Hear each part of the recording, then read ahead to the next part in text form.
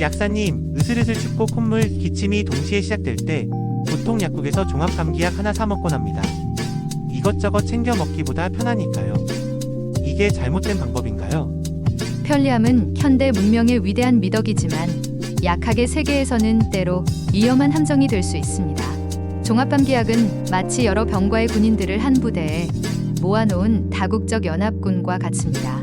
그 안에는 콧물을 막는 통신병, 코막힘을 뚫는 공병, 기침을 먹게 하는 저격수, 열을 내리는 의무병이 모두 포함되어 있죠.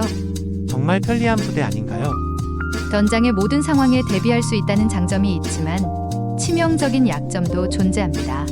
만약 당신의 전장, 즉 당신의 몸에 콧물이라는 적군만 나타났다고 가정해 봅시다. 그런데 당신은 이 연합군 전체를 투입합니다. 콧물을 막는 통신병, 즉 항히스타민제는 임무를 수행하겠지만 임무가 없는 공병, 즉 비충혈제거제와 저격수, 즉 진해제는 전장 즉 몸을 돌아다니며 불필요한 소란을 피우거나 아군 몸에게 오인 사격을 가할 수 있습니다. 이것이 바로 불필요한 부작용의 시작입니다. 불필요한 부작용이라면 구체적으로 어떤 것들인가요?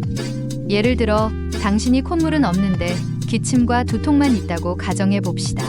하지만 종합감기약에 포함된 1세대 항히스타민제 성분은 당신에게 필요 없는 콧물, 억제작용은 미미한 채 뇌의 중추신경을 억제하여 극심한 졸음과 판단력 저하만을 유발할 수 있습니다.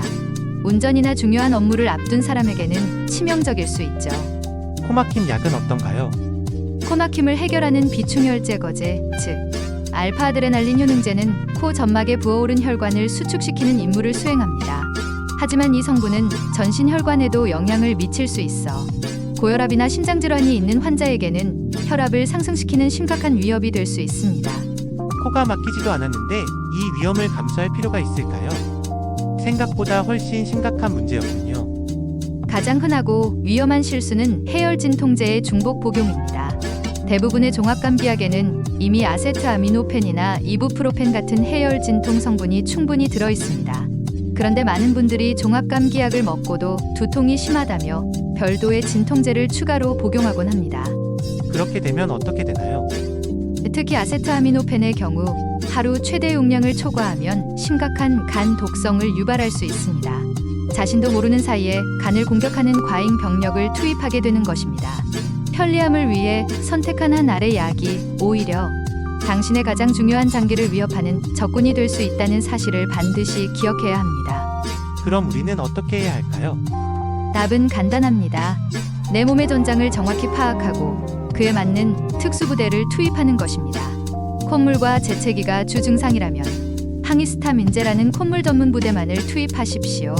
코막힘이 문제라면 비충혈제거제 공병을, 마른 기침이 괴롭다면 진해제 저격수를 부르는 것이 가장 현명한 전략입니다. 여러 증상이 동시에 있다면요? 그때는 각 증상에 맞는 단일 성분의 약들을 약사와의 상담을 통해 조합하여 나만의 맞춤형 연합군을 편성해야 합니다. 이는 불필요한 아군의 피해, 부작용을 최소화하고 적군, 증상을 가장 효율적으로 격퇴하는 최선의 방법입니다. 결국 제 몸의 사령관은 저 자신이 되어야 한다는 말씀이시군요. 정확합니다. 종합감기약은 모든 것을 해결해주는 마법의 탄환이 아닙니다. 때로는 가장 무디고 위험한 무기일 수 있습니다. 당신의 증상을 면밀히 관찰하고 약의 성분을 확인하며 필요한 무기만을 선택하는 지혜로운 사령관이 되십시오. 그것이 바로 감기라는 흔한 전쟁에서 부상 없이 승리하는 유일한 길입니다.